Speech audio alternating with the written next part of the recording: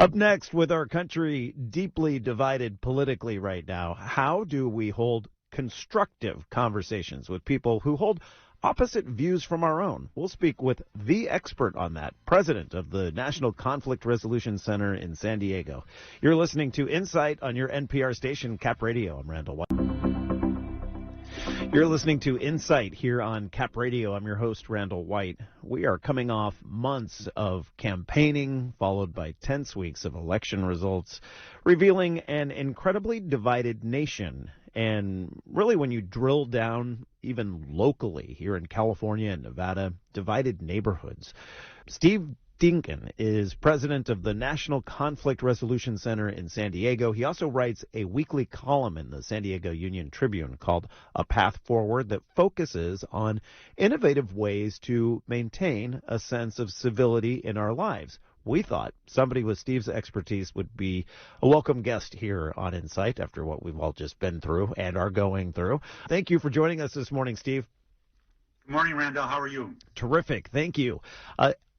I want to know, if we want to connect with our political opposites, who are often family members, longtime friends, coworkers, neighbors, you name it, during these extremely divisive times, you say that we need to consider how we got here. I think it's important to consider how we got here, and we're in a very polarized environment.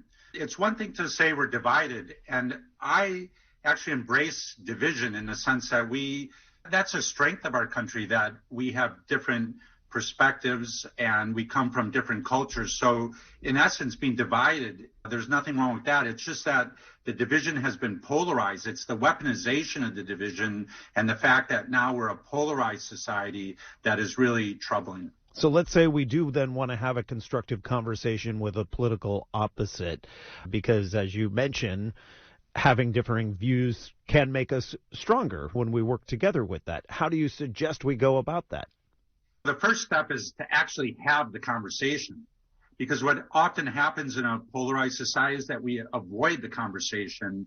And if we avoid conversations, then we just stay within our own silos, and it tends to radicalize our own beliefs. Mm-hmm. So engage in the conversation.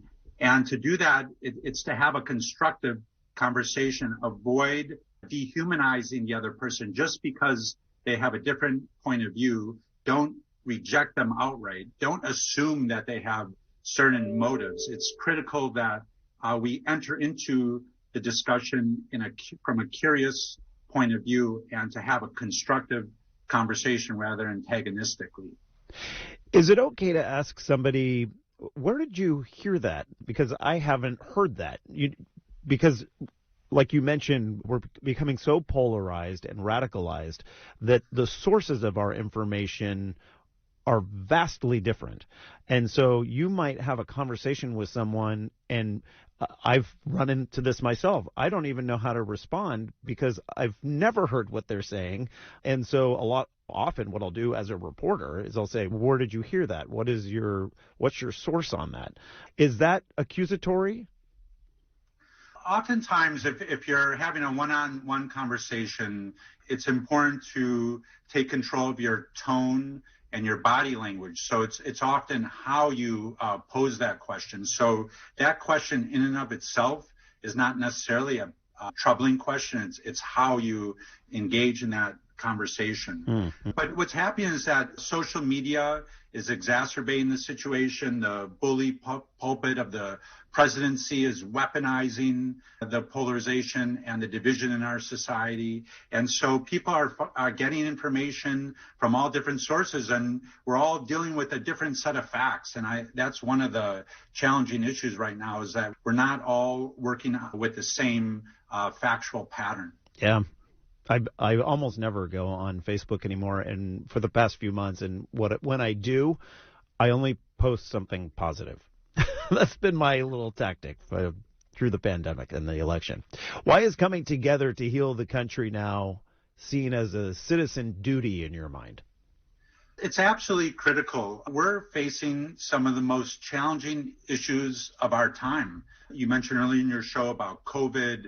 There's other very seriously challenging issues that we're facing. Mm-hmm. And in order to solve these issues, you can't have 49% of the country not engaged in the resolution. And so it'll take all of the different perspectives and everyone rowing together in the same direction to solve these most intractable problems that we're all facing. We have been threatened in the past, and I'm thinking about World War II, 9/11. The nation really came together during those times, but it seems like recent threats like COVID that we just mentioned don't really have that same effect. Another threat that's causing division is climate change. Why doesn't a threat like this have the same unifying results that the others might?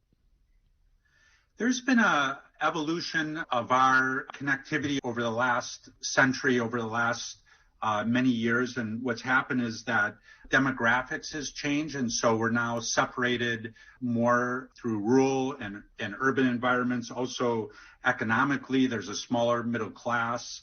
And on top of that, there's exacerbating causes of what I mentioned before, the social media, the bully pulpit of the presidency. And so we're in an antagonistic environment. All these forces are taking place. And so it's more challenging as a society to connect with one another around these challenging issues. So years ago, it was easier to connect as a nation, but all these factors that we're facing today is making it so challenging for us to come to solutions.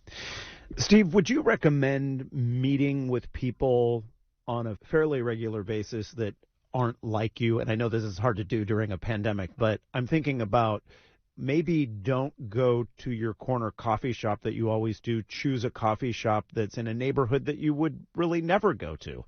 Find ways to meet people and develop relationships that they're nothing like you. I think that's absolutely critical. We've embraced the idea of community conversations. If we're not engaging in dialogue, especially with people who have different perspectives and different points of view, then we're not moving forward as a nation.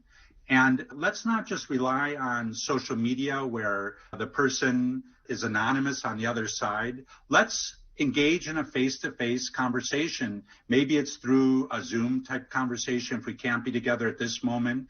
But when we are able to be together, having the face-to-face conversation is so critical. And when you have that conversation, it's important to be curious, to ask questions, to listen, to engage the other person, to acknowledge differences. And as long as you do that, we're going to find common ground. There are similarities in our perspectives. We might not have the same path forward in terms of how we get to the end game, but it's critical that we get there. And we're not going to be able to do that if we're not having the conversation, if we're rejecting other people, condemning them, dehumanizing them if they have a different point of view. We need to engage in the conversation. It's the only way through that back and forth dialogue from different perspectives that we're going to find solutions to these challenging issues. Where do you think the national conversation is going in 2021? Are you optimistic or pessimistic about this division?